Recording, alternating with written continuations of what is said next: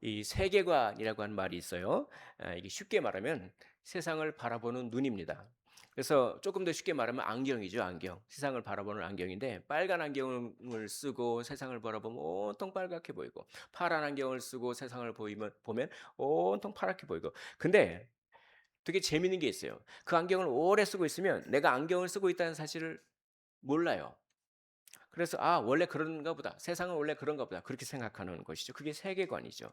그래서 음 '원래 사람은 이런 거야. 원래 세상은 이런 거야. 원래 그렇지? 이 정도는 당연한 거야. 성공하려면 이렇게 해야지. 손해를 보면 안 되지. 내가 이렇게까지 했는데 저 사람이 저렇게 행동하면 내가 참을 수 없지.' 그런데 여러분 그 당연하다고 생각하는 것 속에 세계관이 들어 있어요. 그리고 그 세계관은 단순히 생각으로 끝나지 않고 세계관은 감정을 만들어내요. 그리고 감정은 선택을 만들어내고 선택은 행동을 만들어내고 행동은 곧 우리 삶이 되는 것입니다. 그러므로 어, 세계관이 참 중요한 것이죠. 이 같은 일을 당해도 사람마다 다르게 반응을 하는 거예요. 그래서 아주 흥미로운 연구가 있어요. 그래서 미국의 심리학자들이 이런 연구를 했어요. 두 부류의 사람들을 가지고 똑같은 상황에 노출시키는 거예요. 근데 한 그룹의 사람들은 명예와 체면을 중시하는 그런 집안에서 자란 사람들만 따로 모았어. 그리고 한 사람은 그냥 다른 문화권에서 다른 배경에서 자란 사람들. 근데 이제 그런 사람들을 어떤 일에 노출시키냐면 가다가 누가 그 사람들을 어깨를 탁 치고 욕을 막 해요. 그러면 되게 모욕을 받는 거잖아요. 그런 실험을 했어요. 그런데 똑같은 일을 당해도 명예를 중요하게 생각하고 체면을 중요하게 생각하는 그런 집에서 자라는 사람들은 다른 사람들에 비해 화를 더 심하게 내는 거야. 더 엄청. 그에 비해서 다른 문화권에서 자란 사람들은 물론 좀 언짢긴 하지만 이게 사고였네. 그리고 지나가 버려. 이게 뭡니까 이게? 똑같은 상황인데 왜 이렇게 다르게 반응하죠? 사건이 달랐던 게 아니죠. 사건을 해석하는 틀이 달랐던 거예요. 틀. 한 사람은 이렇게 생각합니다. 나를 무시했어. 아니 이것은 내 명예를 짓밟은 일이야. 그러면 분노가 막 올라와요. 가만히 있으면 바보가 되는 거야. 그러면 행동하게 돼요. 그런데 다른 사람은 이렇게 생각하는 거예요. 저 사람이 기분이 좋지 않은가 보다. 그리고 넘어가 버려요. 같은 사건인데 이제 세계관이 다르니까 해석도 다르고 감정도 다르고 행동이 달라지는 것이죠. 이게 우리에게 굉장히 중요합니다. 누군가 내 말을 무시했어요.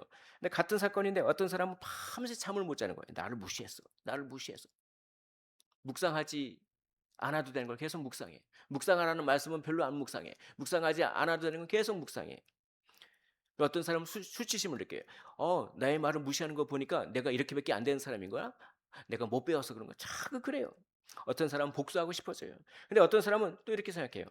뭐 사람의 인정이 내 가치를 결정하는 게 아니지. 그리고 넘어가 버려요. 참 잘 자요. 코 골면서 드렁드렁 거면서 잘 자요. 무엇이 차이를 만듭니까? 세계관이죠. 세계관. 세계관은 그 사람을 지배합니다. 그런 능력이 있어요. 그래서 세계관은 중요해요. 그래서 하나님은 세계관을 바꾸시기를 원해요. 그래서 하나님은 우리가 세상적인 세계관이 아니라 우리가 쓰고 있는 안경을 그렇죠? 빨간 안경, 파란 안경을 다 벗고 성경의 안경을 딱 끼기를 원하십니다. 성경으로 우리의 세계관을 바꾸시기를 원하는 것이죠. 그래서 로마서 12장 2절에 너희는 이 세대를 본받지 말고 세상의 안경을 끼지 말라는 거예요. 세상의 세계관에 사로잡히지 말라는 거예요. 오직 마음을 어떻게 새롭게 함으로 변화를 받아. 여기서 말하는 마음이라고 하는 것은 세계관이에요. 한마디로 세계관이 새롭게 대하는 것이죠. 그리고 세계관이 변화를 받아야 되는 것이죠. 우리가 우리의 세계관이 새로워지시기를 주의 이름으로 축복합니다. 참된 신앙은 종교 생활하는 게 아니에요. 단순히 교회 다니는 것, 예배 드리는 것, 성경 읽는 것, 그게 참된 신앙이 아니에요. 참된 신앙은 무엇입니까? 성경으로 보는 거예요. 한번 따라해 볼까요? 성경으로 봅시다. 성경으로 봅시다. 내 고집으로 보면 안 돼요. 내 생각으로 보면 안 돼요. 내 감정으로 보면 안 돼요. 내가 태어난 배경으로, 내가 자라난 환경으로 보면 안 돼요. 무엇으로요? 성경으로 보는 거예요. 그게 신앙이에요. 우리가 종교인은 많을지라도 진정한 그리스도인 얼마나 되겠습니까? 이 종말의 때가 가까이 올수록 너희는 믿음을 보게 되냐? 그렇죠? 변화받은 사람이 적다는 거예요. 세계관이 변화된 사람이 적다는 거예요. 종교 활동은 똑같이 해요. 똑같이 예배드리 똑같이 봉사해요. 그러나 진정으로 성경으로 보는 사람은 희귀하다고 우리 주님은 말씀하시면서 참 안타깝게 생각하고 있는 것이죠. 성경으로 나를 보는 거예요. 성경으로 사람을 보는 거예요. 성경으로 돈을 보는 거예요. 성경으로 성공을 보는 거예요. 성경으로 고난을 보는 거예요. 성경으로 인생을 보는 것입니다. 오늘 본문에서는 하나님께서 바로 이 일을 베드로에게 하시는 것이죠. 베드로의 세계관을 변화시키시는 것이죠. 그러면 하나님은 베드로의 세계관을 바꾸시기 위해서 어떤 일을 하셨습니까? 오늘 본문에는 그 일이 잘 나타나 있습니다. 참 이 가이사랴라고 하는 지방이 있어요. 그 지방이 참 중요합니다. 오늘 10장 1절을 한번 보실까요? 10장 1절 한번 우리 찾아보시길 원합니다.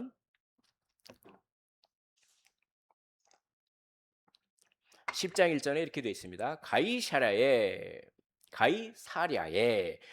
고넬료라 고릴라라고 할 뻔했어요. 고넬료라 하는 사람이 있으니 가이사랴에 고넬료라 하는 사람이 있으니라고 하면서 가이사랴를 딱 소개하는데 이 가이사랴라고 하는 지명이 여기서만 나오는 게 아니라 한번 찾아볼까요?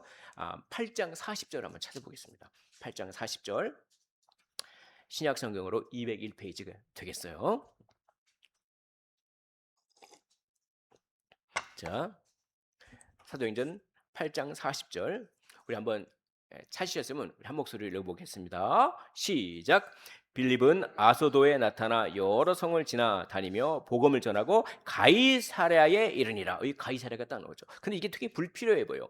빌립이 복음을 전하잖아요. 에디오피아 고위 관리에게 복음을 전한 다음에 성령께서 공간 이동을 시키시는 거예요. 갑자기 뿅 하고 공간 이동을 시켜서 아소도에 딱 나타난 거예요. 그러면 그냥 복음을 전했더라 하고 끝내버리면 되는데 굳이 여러 성을 지나서 복음을 전하고 그 다음에 가이사랴에 정착했더라. 가이사랴라고 하는 지명을 굳이 여기 쓸 필요가 없는데 쓰고 있어요. 이건 뭡니까?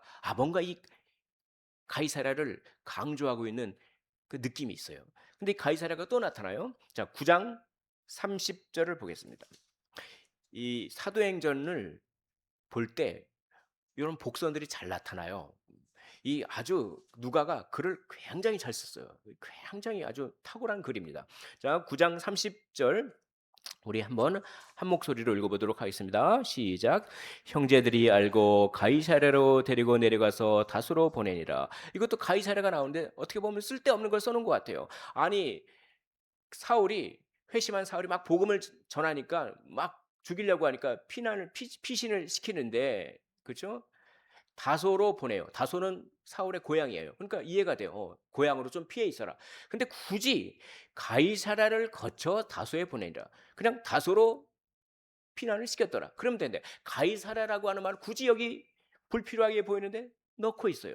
가이사랴라고 하는 지명을 계속해서 지금 뭡니까? 노출시키고 있단 말이죠. 그리고 나서 오늘 10장 1절에 가이사라에 고넬료라고 하는 사람이 살았으니 이렇게 되는 거예요. 이게 일종의 복선이죠. 가이사라라고 하는 장소가 계속 등장합니다. 마치 영화를 보시면 그런 게 있잖아요. 영화 감독이 관객에게 똑같은 장소를 계속 보여주는 거예요. 아니면 똑같은 물건을 계속 보여주는 거예요. 그러면 처음에는 별 의미가 없어 보여요. 근데 나중에 중요한 사건이 그 물건을 통해서 일어난다든지 아니면 중요한 사건이 그 장소를 통해서 일어난다든지 그러면 관객들이 그때 아하 이래서 그래서 앞에서 계속 이걸 보여줬거나 그걸 복선이라고 하는 거죠. 그걸 깨닫게 되는 거죠. 하나님은 이미 무대를 준비하고 있어서 이 가이사랴라고 하는 것을 복선으로 삼아서 계속 보여주므로 이 가이사랴에서 앞으로 너무나 중요한 일이 발생할 텐데 그 가이사랴에서 일어난 일이 너무나 중요하고 그 가이사랴에서 일어난 일의 교훈을 너희가 받아라. 성경을 읽는 모든 독자들이 가이사랴에서 일어나게 될 일을 통해 변화되기를 하나님께서는 원하셨던 거죠. 그럴 정도로 하나님은 지금 이 가이사랴에서 앞으로 일어나게 될 일을 중요하게 생각하는 것이죠. 그게 세계관이 변화되는 거예요. 하나님 우리 생각이 변화되기를 그렇게 원하시는 거예요. 하나님은 또 우리 모두와 베드로의 이 세계관, 이 생각을 변화시키기 위해서 또 어떤 일을 하셨냐? 베드로의 동선을 주관하셨어요. 베드로가 루다에서 에니아를 만나서 중풍병을 확 고쳐버리죠. 그리고 어디로 갑니까? 요바로 가요. 요바로 가가지고 죽은 자를 살려버리죠. 그죠? 답이다 쿰 하면서 살려버리죠.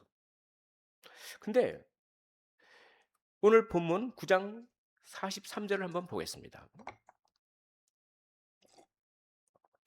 9장 43절 제가 한번 읽어보겠습니다. 베드로가 욥바에 여러 날 있어 시몬이라 하는 무두장의 집에 머무니라. 이게 베드로가 굉장히 바빴어요. 그래서 신방을 다니느라고, 그죠?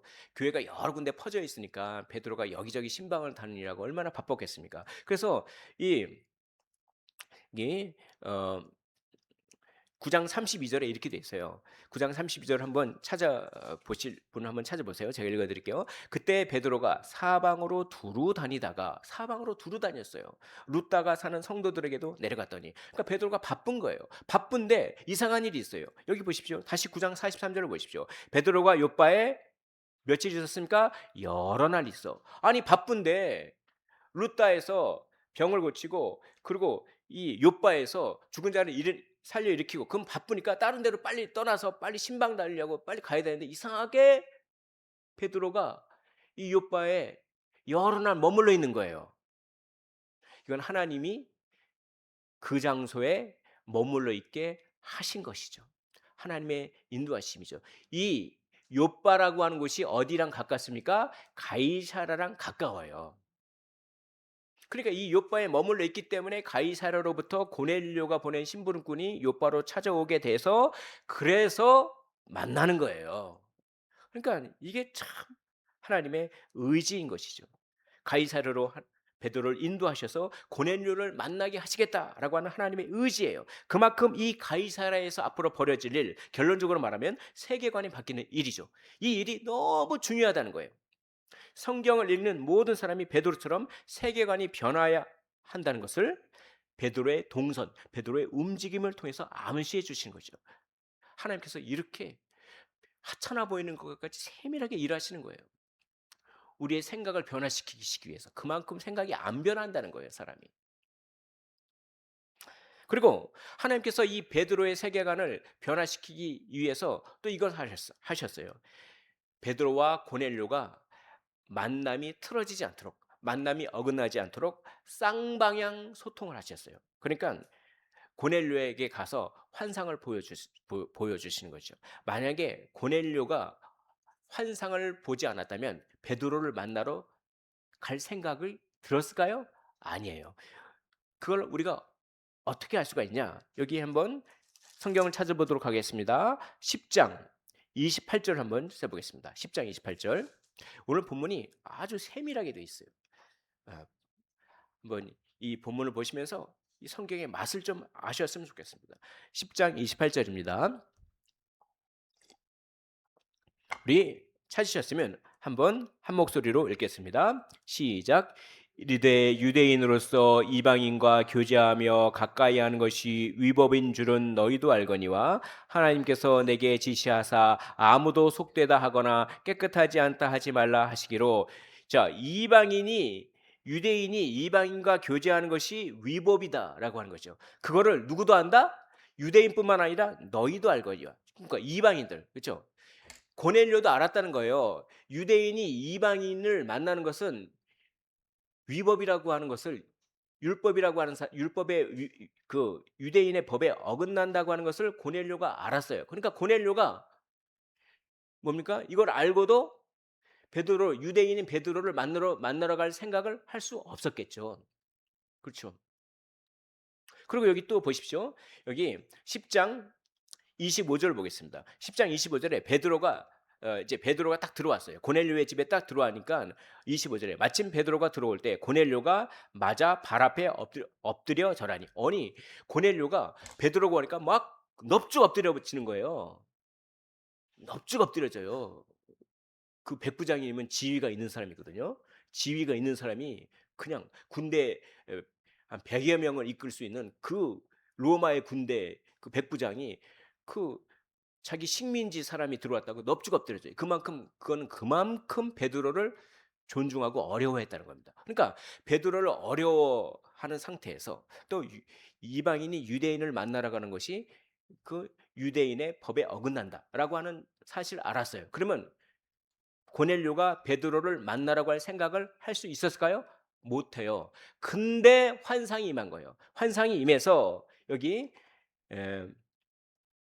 10장 3절에 보겠습니다. 하루는 제9시쯤에 환상 중에 밝히 봄에 하나님의 사자가 들어와 이르되 고넬료야. 4절 보니까 고넬료가 주목하여 보고 두려워 이르되 무슨 일입니까? 라고 하니까 5절에 보니까 네가 지금 사람들을 어디에 보내? 욥바에 보내. 누구를? 베드로라 하는 시몬을 청하라. 이렇게 환상을 통해서 베드로를 만나라고 얘기를 했기 때문에 만날 수 있는 거예요. 자연 상태에서는 고넬료의 이 세계관에서는 베드로를 만날 수 없어요. 하나님이 이렇게 일하시는 것이죠. 근데 고넬료에만 환상이 임한 것이 아니라 베드로에게도 환상이 임했어요.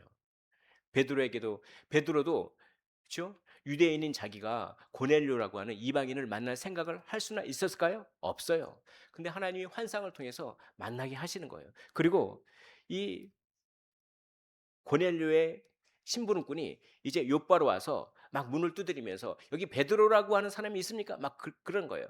그때 하나님께서 음성을 들려주시는 거예요.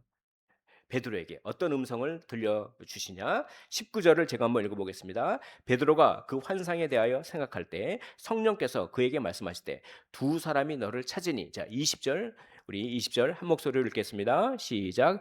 일어나 내려가 의심하지 말고 함께 가라. 내가 그들을 보내었느니라 하시니. 이거예요. 내가 그들을 보냈으니까 그들을 만나라. 의심하지 말고 가서 만나라. 만약에 하나님께서 환상을 보여주시고 이런 음성을 들려주시지 않았다면 베드로가 만나려고 했을까요? 아니에요. 그러니까 하나님께서 고넬료에게도 환상을 보여주시고 음성을 들려주시고 베드로에게도 음성을 들려주시고 환상을 보여주시고 그렇게 쌍방향으로 하나님께서 환상을 보여주시는 거예요. 소통을 하시는 거예요. 그랬기 때문에 만남이 성사되는 것입니다. 그만큼 하나님은 열심히 일하시는 것입니다. 무엇을 위해서요? 베드로의 생각을 고치시기 위해서. 그리고 뭡니까? 이제 가장 중요한 일이 있었습니다. 가장 중요한 일은 뭐냐면 만남이 이루어지는 데 있어서 가장 큰 장애물이 뭐냐? 그게 베드로의 생각이었어요. 베드로의 세계관이었어요. 그게 가장 중요한 장애물이에요. 그래서 이 베드로의 생각을 환상을 통해서 바꿔주시는 것이죠. 베드로는 이미 많이 변한 사람이었습니다. 복음을 통해서 편견이 많이 없어졌어요. 우리가 복음을 경험하게 되면 편견이 사라져요. 근데 베드로에게는 더 내려놓아야 될 것이 있었어요. 우리가 한번 사도행전 9장 43절을 한번 다시 보겠습니다. 사도행전 9장 43절. 자, 제가 읽어보겠습니다. 베드로가 욥바에 여러 날 있어 자 시몬이라 하는 무두장이의 집에 머무니니. 누구의 집에 머무니? 시몬이라고 하는 사람의 직업이 뭐냐? 무두장이다. 무두장이라고 하는 직업을 가진 시몬의 집에 머무는데 이 무두장이가 가죽 지갑 만들고 가죽으로 신발 만들고 가죽으로 가방 만들고 동물의 가죽을 다루는 직업이에요. 오늘날로 말하면 되게 좋은 직업일 수가 있어요. 근데 이 옛날에 이 유대인 사회에서는 이 무두장이는 아주 천한 직업이었어요. 부정한 직업이었어요. 가죽으로 뭘 만들려면 가죽을 죽여야 됩니까? 살려야 됩니까? 죽여야 되죠. 죽은 가죽이 피가 나옵니까? 피가 안 나옵니까? 피가 나오죠. 레위기에 보면요. 피를 만지면 부정해져요. 그리고 죽은 사체를 동물의 사체를 만지면 부정한 거예요. 그러니까 가죽으로 뭘 만들려면 피를 만져야 되지, 동물의 사체를 만져야 되지. 그러니까 부정한 거죠. 그러니까 유대인들이 보기에는 무두장이가 너무나 만나면 안 돼. 그 사람을 접촉하면 부정해지기 때문에. 그러니까 무두장이는 뭐니까 아주 그 도시에서 멀리 떨어진 곳에서 그렇게 있었어요. 그럼 무두장이의 집에 유대인인 베드로가 들어간다? 이거는 옛날 방식으로는 있을 수가 없는 방식이었어요. 근데 복음 안에서 베드로가 편견이 깨졌어요. 복음 안에서는 이게 뭔 상관이냐? 라고 무두장이의 집에 들어가 가지고 뭡니까? 여러 날 있는 거예요. 근데 하나님께서 또 말씀하시는 거죠. 네가 변하긴 변했다. 복음으로 변하긴 변했다. 근데 너에게는 더 내려놔야 될 것이 있다. 이렇게 말하는 것이죠. 우리가 예수님을 믿고 우리가 많이 변했습니다. 그런데 우리에게는 지금 더 내려놔야 될 것이 있지요. 그래서 하나님께서 물어보시는 것입니다. 네가 예수님을 믿고 내려놨다. 근데 더 내려놔야 될 것이 있다. 이렇게 물어보시는 것이죠. 그것이 무엇이었습니까? 베드로는 이방인에게는 복음을 전해서는 안 된다. 이게 남아 있었어요. 복음은 유대인에게만 필요하다. 유대인은 이방인을 만나서는 안 된다. 하나님의 백성은 유대인만 하나님의 백성이다. 유대인만 하나님의 은혜를 받아야 된다. 라고 하는 이 벽, 이방인과 유대인을 가르는 벽. 그러니까 그동안에는 사마리아의 복음이 전해지고 갈릴리의 복음을 전해지고 다 이방인에게 전해진 것이 아니라 유대인들에게, 그렇죠? 그쪽 지역에 살고 있는 유대인들에게 복음이 전해진 것이죠. 어떻게 보면. 근데 뭡니까? 이 이방인에게 또 가서 복음을 전해야 된다라고 하는 이게 베드로가 더 내려놔야 될 베드로의 세계관이었던 거예요. 근데 이걸 갖다가 하나님께서 환상을 통해서 이 세계관을, 그렇죠? 바꿔주시는데 얼마나 유효적절하게 환상을 보여주시는지 하나님께서 정말 적절하게 일하십니다. 여기 한번 보겠습니다. 여기 자 9절을 한번 보겠습니다. 10장 9절입니다. 자 10장 9절에 제가 한번 읽어보겠습니다. 자, 이튿날 그들이 길을 가다가 그 성에 가까이 갔을 때 그때 베드로가 기도하려고 지붕에 올라갑니다. 근데 그 시각이 몇 시입니까? 제 6시다. 이게 점심시간이에요. 점심시간이면 배가 고파요. 그래서 여기 10절 그가 뭐하여? 시장하여 먹고자 하매. 그러니까 배가 고파요. 배가 고픈 상황에서 음식이 내려와요. 그러니까 뭡니까? 음식이 내려와요. 보자기가 하늘에서 내려와요. 그게 환상이에요. 보자기에는 각종 음식이 있어요. 먹으라 그런 겁니다. 근데 여기에 막 부정한 먹으면 안 되는 음식이 있으니까 그걸 제가 못 먹겠습니다. 막 그렇게 되는 거죠. 그러니까 하나님이 얼마나 적절하게 배고픈 시기에 음식이라고 하는 것을 통해서 하나님께서는 그 환상의 효과를 배가시키는 이 하나님께서 정말. 근데 이 음식이 탁 내려왔는데 막 배고프니까 먹으려고 그랬는데 못 먹을 게 있으니까 먹으라 그러니까 이 뭡니까? 베드로가 이렇게 대답합니다. 14절 보겠습니다. 14절에 베드로가 이르되 주여 그럴 수 없나이다. 내가 먹을 수 없나이다. 속되고 깨끗하지 아니한 것을. 그다음에 이렇게 되어 있습니다. 내가 결코 먹지 아니하겠습니다입니까? 아니하여나입니까? 아니하여나이다. 내가 이제까지 쭉 그렇게 살아왔다. 이게 참 힘들어요. 내가 이때까지 몇십 년을 그렇게 살아왔어. 그러니까 나 그거 지금 못 바꿔 이거예요. 근데 그걸 바꾸라는 거예요. 내가 지금 50년 동안 그렇게 살아왔어. 내가 내 평생 그렇게 살아왔어. 내가 내 평생 그렇게 살아왔다니까요, 하나님. 그걸 바꾸시겠다고요? 그걸 바꾸라는 거예요. 바꾸기 힘들어요. 내 평생 그렇게 살아왔다니까요. 아니, 강대상에 이 강단이 빨간 카페트가 깔려 있었거든요. 그걸 갖다가 파란 색으로 바꾸려고 했는데 성도님들이 막 반대를 하는 거예요. 우리 교회가 몇십 년 동안 빨간색을 했습니다. 그게 진리가 아니잖아요. 그렇죠? 그런 게 있어요. 그런 게 있습니다. 그런 게. 그러니까 그게 좋아 보이는 거지 그게. 음. 근데요 진리가 아닌 이상 그걸 바꾸라는 거예요. 나는 평생 이렇게 살아왔습니다. 근데 그걸 바꾸라는 거예요. 그게 더 내려놔야 될 거예요. 그게. 난 평생 무시당해서는 나는 지고서는 못 살았어요. 못 참았어요. 난 평생 그렇게 살아왔어요. 그거 바꾸라는 거예요. 그겁니다. 그거. 근데 안 바뀌어요. 진짜 안 바뀌어요. 그러니까 하나님께서 그렇게 열심히 일하시는 거예요. 그렇게. 하나님께서 얼마나 열심히 일하셨습니까? 가이사랴라고 하는 지방을 복선으로 사용하실 정도로. 그렇죠? 그리고 베드로의 동선을 주관하실 정도로. 그리고 쌍방향 소통으로 환상을 두 사람 모두에게 보여주실 정도로. 그리고 베드로에게 가장 유효적절한 그 환상을 보여주실 정도로 하나님은 그렇게 열심히 일하시는 것입니다. 무엇을 위해서요? 우리가 가지고 있던 더 내려놔야 될 그 생각, 그 고집, 그 아집, 그 세계관, 그것이 변화되기를 그렇게 원하셨던 거예요. 그래서 하나님이 그렇게 열심히 일하셨던 거예요. 그러므로 오늘 우리의 세계관을 말씀 앞에 내려놓으시기를 원합니다.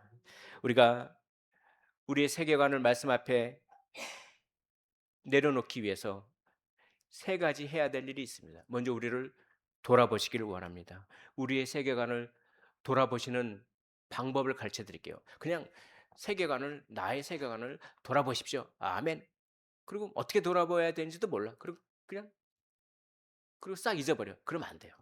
내 세계관을 내가 어떤 세계관 속에서 살고 있는지를 돌아보는 방법은 뭐냐면 나의 분노와 서운함을 돌아보면 됩니다. 내가 나를 화나게 하고 짜증나게 하고 우울하게 하는 것들 속에서는 나의 세계관이 거기 있어요. 그리고 나의 두려움과 걱정을 돌아보는 거예요. 나를 무섭게 하고 나를 염려하게 하고 나를 불안하게 하고 하는 일 속에는 반드시 내려놓아야 될 세계관이 거기 있어요. 그리고 내가 푹 빠져 있는 것을 돌아보는 거예요. 내가 푹 빠져 있는 건 무엇입니까? 술에 빠지기도 하고 여행에 빠지기도 하고 맛있는 거 먹는 거에 빠지기도 하고 돈에 푹 빠지기도 하고 각종 취미와 스포츠에 푹 빠지기도 하고. 근데 그 내가 푹 빠져 있는 것에는 내가 내려놔야 될 세계관이 있어요. 내 평생 이렇게 살아왔어. 근데 그걸 내려놓으라는 거예요. 나를 푹 빠지게 하는 것들이 나에게 행복을 준다고 우리는 생각합니다. 그러나 성경의 세계관으로 보기 시작하면 그런 것들이 오히려 우리를 노예 삼고 실제로는 우리의 행복을 빼앗고 있다고 하는 것을 알게 돼요. 내가 속아서 살아왔구나, 이때까지. 그걸 깨닫게 되는 것이죠. 말씀 앞에 우리의 세계관을 내려놓기 위해서 우리가 해야 될 두 번째 일은 내가 당연하다고 생각하는 것을 상대방도 당연하다고 생각하는 것은 아니다. 그걸 어떻게 알아? 인정해야 되는 것이죠. 이럴 때는 이렇게 행동하는 게 당연해. 근데 상대방은 그게 당연한 게 아니에요. 그걸 인정할 줄 알아야 돼요. 아니, 내가 당연하다고 생각하는 것이 곧 나의 세계관인데 이렇게 하는 게 당연한 건데 왜 그렇게 하고 앉아 있어? 자빠져 있어? 라고 하는 내면의 음성이 들릴 때 우리는 조심해야 됩니다. 그때가 바로 세계관과 세계관이 충돌하는 거예요. 그래서 그때는 분노와 원망과 시기와 낙심과 욕심 등등의 육체의 열매를 맺기 일보 직전입니다. 이럴 때일수록 우리는 어떻게 될까요? 육체의 열매를 맺지 않기 위해 그렇게 않게 해달라고 기도해야 되는 것이죠. 그리고 나와 상대방 사이에 있는 당연함의 차이를 인정할 때 우리는 감정에 얽매이지 않을 수 있습니다. 그리고 마지막으로 진리에 우리의 모든 기준을 맞추십시오.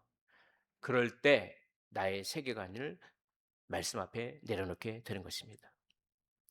요한복음 8장 32절에 진리를 알지니 진리가 너희를 자유롭게 하리라. 전에는요,